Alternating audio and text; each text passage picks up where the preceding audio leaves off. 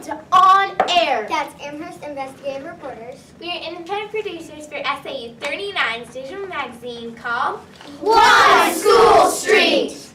Last year, Principal Jerry St. Amand, Superintendent Peter Warburton, and other school administrators were successful in supplying full-day kindergarten with no impact to the school budget.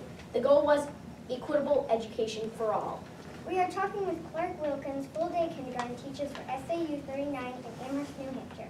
Could you all please introduce yourselves and tell us a little bit about why you chose to become a teacher? I'm Jennifer Marcella, and I wanted to make a difference in the lives of children. I'm Brittany Doyle, and I loved playing school with my older sister, and she became a teacher, so did I. I'm Donna Nyland, and going through high school, enjoyed babysitting and nannying. And through those experiences of nannying, that's when I discovered the love of working with kids and just watching them learn and grow. I'm Amanda Benson, and similar to Donna, grew up nannying and loving interactions with children, and decided that that's the direction I wanted to head once I was finished with school. I'm Kirsten Quinn, and I started volunteering at a school for children with special needs when I was in high school, and that was it. I can't imagine doing anything else. And I'm Joanna Bacon, and I grew up helping my father set up his fifth grade classroom for years, so really enjoyed that and wanted to just work with children. We'd like to thank you all for being here today. In the past, Clark Wilkins offered half-day kindergarten for the children of Amherst. A few years ago, preschool was added to Clark Wilkins School with fabulous results. The past year was the first year Clark Wilkins offered full-day kindergarten. We have a few questions regarding the success of full-day kindergarten. We've heard at the last Amherst School Board meeting that there has been a substantial uptick in the number of children registered for full-day kindergarten. Could you please tell us how many children are in full-day kindergarten? We each have between 20 and 22 students in our classroom, and we have a total of 128 kindergartners at Clark. We know that smooth transitions for children are a vital component to successful academics and social-emotional positive outcomes. In the past, children were transitioning from other schools in the morning and transitioning to Clark, and also transitioning yet again to another school in the afternoon. How has just one transition helped the children? So I would say last year, majority of our students spent at least the majority of their students spent a portion of their day in two different places. So by eliminating those extra transitions between coming from PIV or going down to Wilkins for a flip side of their day, it's allowed us to have a more settled routine. We can have more time for actually either play-based learning or academics without this constant need to pack up and resettle them in order to get them back into the right mindset for learning. So eliminating all those extra transition has really put them in a better place within themselves for learning. We understand that academic and social expectations of kindergarten students has risen so much over the past 20 years, and kindergarten is considered the new first grade. How does the additional time help them with these expectations? So I think for most of us last year who taught half-day kindergarten and had the opportunity to transition into full-day kindergarten this year, most of all, the expectations for what we taught them was the same, even though we had half the amount of time. So we felt as if a lot of the things that the kids loved the most about kindergarten, whether it be some of the play-based learning and really that just kinesthetic approach of getting your hands dirty and kind of diving into it, we have less time to allow them to do that. So now that we have a full day, we really have the opportunity to create like a more balanced classroom where we can spend the time we need on the social emotional piece, the gross motor and fine motor piece, and then yet still push the math and the social studies. Actually in science we now have more time for that, but really be on top of math and literacy and then yet have more time for all the other components. It's more enjoyable. The kids really have more time to enjoy learning rather than feel like we're just pushing all of that instruction out there.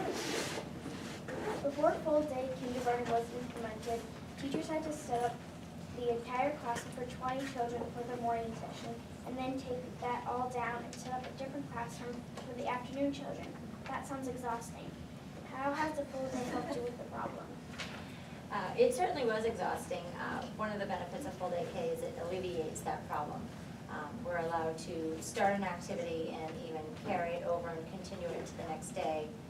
Piggybacking on what Amanda said, many activities we can even start and leave up, as if, recently we worked on our Polar Express cars and we're able to start it, leave it up, kind of leave everything right in process, go home, move on to another activity, and then come right back in and not have to worry about setting up for another class.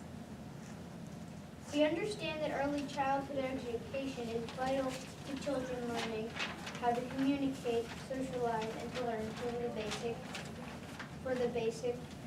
basics for a successful first grade experience. How does a full day help with those components?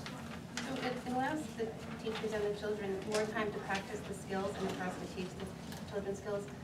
When conflicts arise, we can stop what we're doing and guide them and facilitate their way to resolve conflicts in an appropriate way. We can practice those skills throughout the day, even if not just during play, but during other times in the day, because we just have more time to do that. Whereas last year in half-day kindergarten, we would have to rush through those important skills that they need to work on, but weren't having time to do.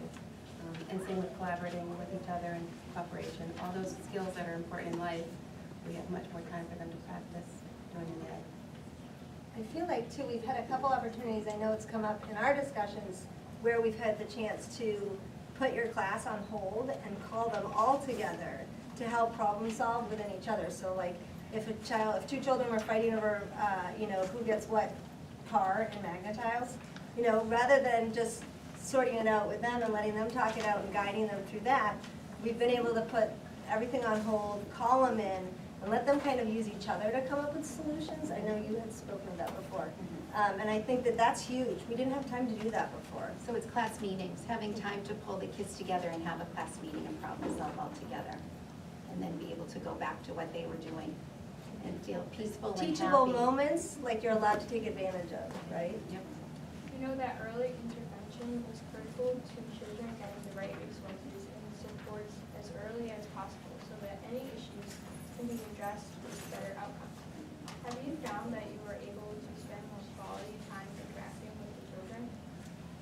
Yes, absolutely. Having a full day allows for several opportunities to teach skills and for the students to be learning, and many activities throughout the day. They have time to apply those skills that they've learned. If they learn something in the morning, they can apply them through activities in the afternoons. They have that full day to kind of in the time to have with them together. Play is the cornerstone of learning for children at these young ages. What types of play activities or dramatic play do the teachers provide? During our play-based learning time, we're all really grateful to the social studies department. They provided us with our kitchen sets and our blocks and our doll houses. So not only are they engaging materials for the students, but it allows them to take turns and share and work on their communication skills with each other. We're sprinkling academics into our play-based learning as well. Sometimes our projects will carry over into our play-based learning time. It looks different from day to day, but the kids definitely certainly love that time. I think we have more chance for thematic pieces too, like we were talking about at lunch today, where we had Polar Express and some of the Veterans Day stuff. We were able to, during play-based learning, incorporate some like play activities that helped support theme that we were currently in. So like with Polar Express or even just the holidays. Before, you really had to kind of stay on task with our curriculum and what was in line, and you really didn't have time to deviate for a holiday, or you had to take it upon yourself to figure out how you were going to squeeze it in. So with the playing piece, now we can really tackle apples and fill your sensory table with everything to make an apple pie, or Play-Doh that goes along with apple pies. Just it goes deeper. Do you find that without all the added stress from transitions and a heavy workload that the children have more time to work on interpersonal skills like social studies skills, communication skills, and self-advocating? Absolutely.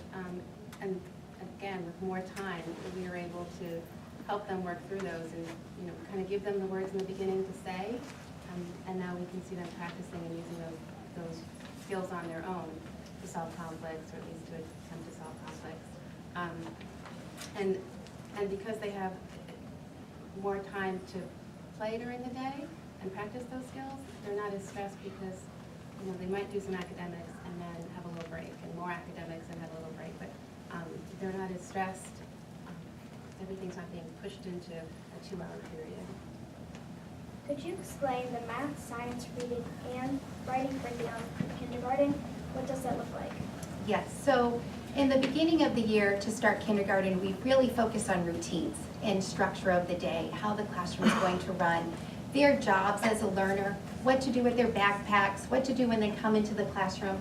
And then we slowly start to integrate all of the different subject areas. As we said earlier, a lot of it is theme-based, so they don't really always know that it might be math right now, or it's science right now, or it's writing right now. Everything is very theme-based and fun for them. Hands-on, a lot of hands-on learning.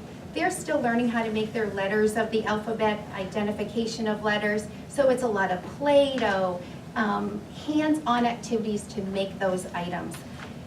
We do have a school-wide program that we use for our reading and our writing. We also have Math in Focus, which we pull in for math.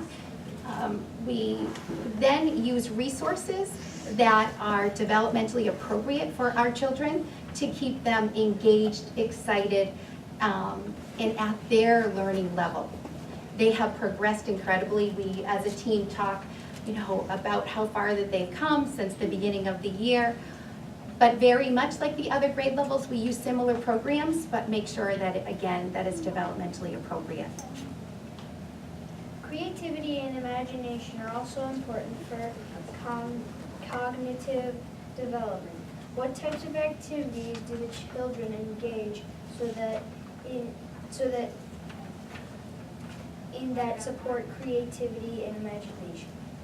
So a lot of our skill-based learning happens in the morning, and then in the afternoon, we may have 1 or 2 other subject areas that we introduce.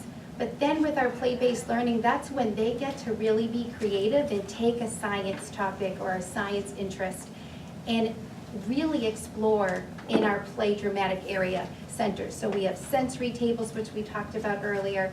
We have blocks. The kids are amazing with taking just colored blocks and turning them into a car wash, a restaurant. They will take them and be so imaginative and creative with what they want that to be. And then, of course, we have the Legos and the Magna blocks. The kitchen area, they love coming up with different names for restaurants. We've been studying Arctic animals, and they now want to create a penguin cafe, and they've come up with different recipes that they're going to make in the kitchen area. So it's just such a wonderful time for them to take any topic we're learning about and then be creative and imaginative with it in the afternoon. And that's building their social skills and so many other parts of the whole child, which with the full day program, we really feel that we are zoning into the whole child and not just getting those academics and concepts in during the day. It's important that teachers receive support and caring from their community. What do you like best about full-day kindergarten, and what fulfills you as a kindergarten teacher? Not having taught kindergarten before personally, it's just hard to even imagine what half-day kindergarten looked like, because our days are just so filled with learning opportunities and wiggle breaks and it's extension opportunities. So for me, it's a true gift to have my first opportunity teaching kindergarten, to have so much time to get everything in. And I think that the feedback from parents has always been really positive. More recently with the holidays, I got a lot of handwritten notes saying how much they appreciated, our efforts and how much fun their kids are having, and they're just surprised by how much they're learning and growing and talking about school at home. So that's always really nice to hear. I feel like as far as, one of the things I admire most about what's been happening this year is that there is that time for creativity and for these kids to develop into who they truly are. And it's like, which is kind of a broad thing to say, but you've always got your block players and you've got your dramatic play, housekeeping, and you've got like the kids that go to the same area every day. Those of you probably remember being a Lego friend who went straight to Legos every day when it was free choice. And so it's really cool over the last couple months to see some of those things shift and the kids becoming more open-minded to trying different things. rather than I have Magna-Tiles at home, I'm going to Magna-Tiles, you know, like they're really starting to get excited about other things that are in the classroom and that are available to explore with.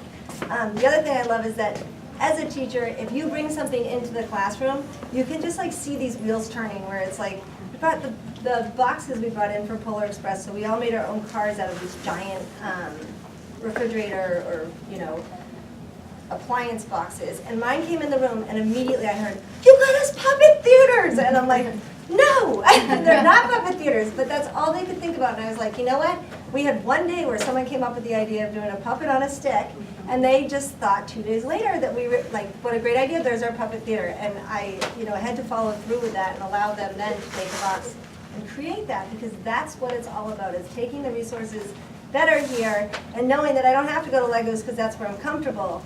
There's a box over there that I could create something new with. So it's like, those are my favorite memorable so far this year, moments in kindergarten, is just letting them be 5-year-old and, you know, explore and jump into that. And we have time to, in the afternoon, you know, I have a exploration shelf and I can pull things off the shelf and just put it on the table, and they can just explore it and do what they want with it. And we have so much time for them, you know, to do different things with it, and it's interesting to see what different kids will do with it, and then what somebody will see somebody else do and play off of that. So it's great to have that time to do that.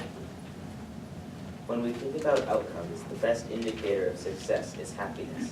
Can you expound on happy experiences happening in full-day kindergarten? One of, I think, our happiest moments, I think, as a team of teachers and also with the kids happened towards the beginning of the school year. We had our Thanksgiving feast, and that's something that's been popular year after year. But this year, we were able to do so much more with the kids.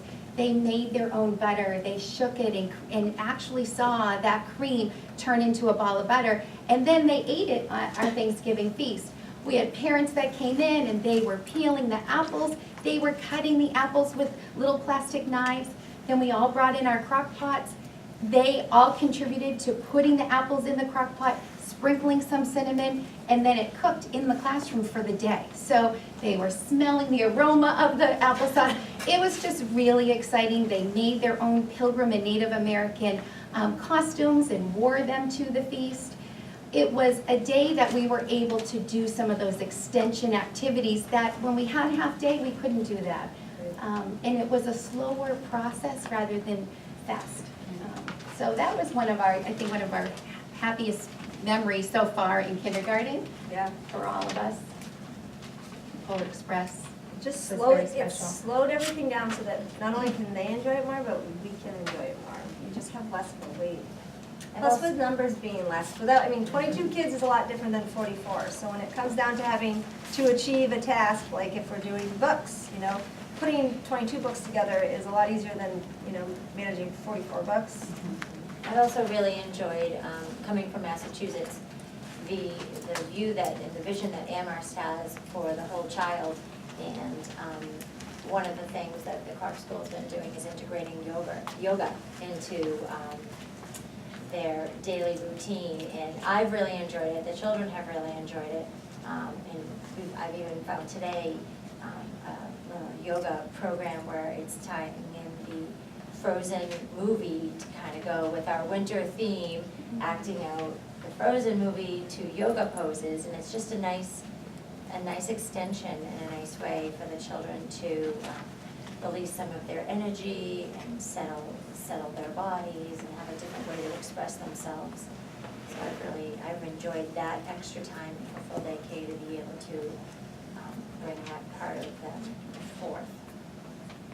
Specials too, we haven't said anything about specials. Having the kids leave the classroom and participate in that music, gym, library, guidance, art, like all of those things, that they come back from those specials so excited. I swear they come through the classroom with whatever they're carrying, like, look what I did, you know, like they just can't wait to report out. Or singing a song from music class. It's just, I think that that's huge too, and I think music, we all feel like music plays such a large role in people's lives, and I feel like music, along with any arts, just isn't, it's an outlet.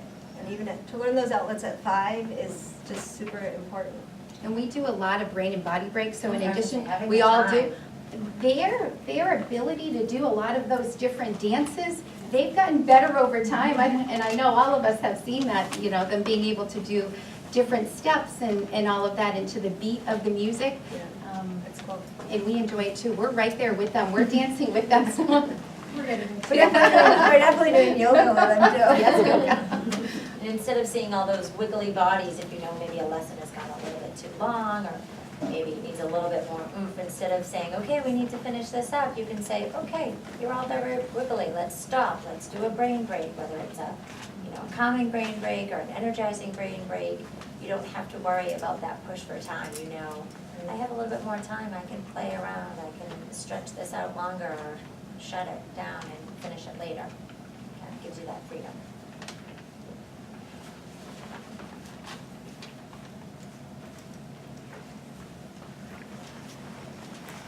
Well, that wraps up this interview, and on behalf of On Air, That's Amherst investigative reporters. We'd like to thank you all for participating with One School Street! That's what I think.